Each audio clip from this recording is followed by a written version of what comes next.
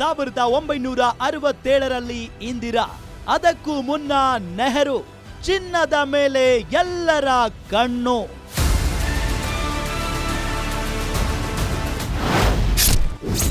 2013ರಲ್ಲಿ ಸಿಂಗ್, ಚಿದಂಬರಂ. 2026ರಲ್ಲಿ ಮತ್ತೆ Modi. We need to reduce our appetite for gold. Please resist the temptation to buy gold.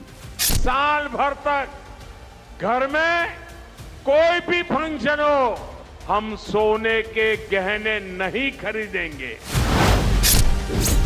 ಚಿನ್ನ ಖರೀದಿ ಬೇಡ ಎಂದವರಲ್ಲಿ ಮೋದಿ ಮೊದಲಿಗರಲ್ಲ. History repeats.